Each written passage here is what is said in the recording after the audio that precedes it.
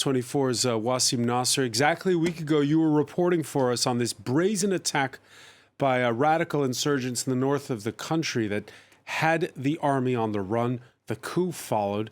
What do you make of the events that have happened over the last 48 hours? Well, actually, we are in the same equation as when it happened back in January when Colonel Damiba took over power. Back in January, and we have the footage, Al-Qaeda conducted a very important attack on Inyata.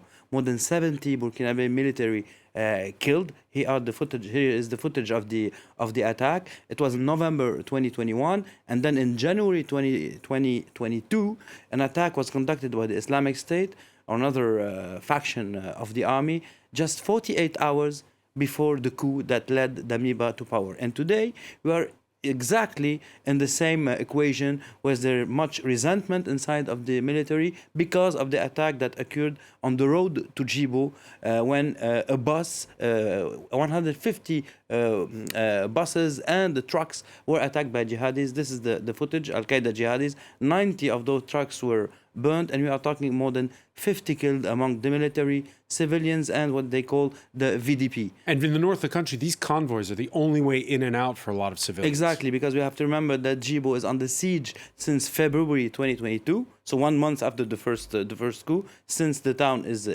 under siege. And we have to know too that many people came into Djibo because of turmoil and military operation and jihadi action in this area. And if you have a minute, we can look at the map to look at the humanitarian situation in Burkina Faso as we speak.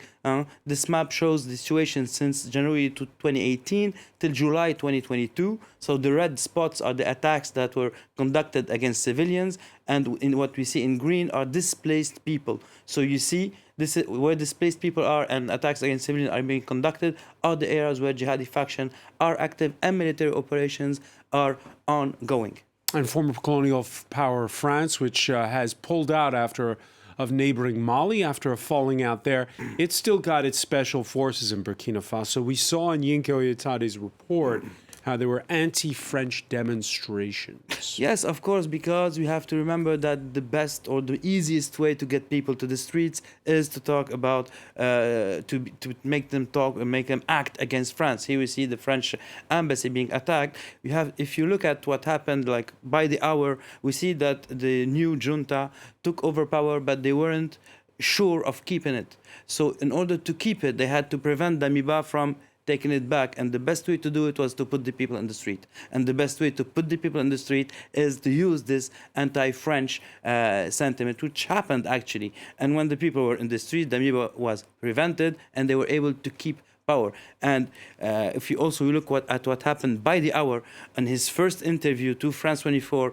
Captain Traoré said exactly the opposite at what was said in a communiqué, accusing France of helping Damiba and keeping him in one of its barracks. So they played it down in many communiques to RFI, to Voice of America, and to France 24.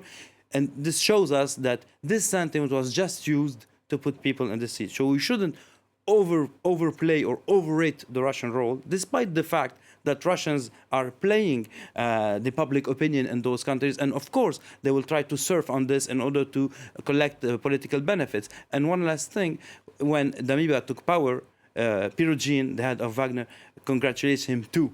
But we know what followed, that Damiba didn't make the Russian choice. So we don't know yet if this new junta will make the Russian choice, despite those images that we see and this sentiment that was used by the junta in order to prevent Damiba from taking back power.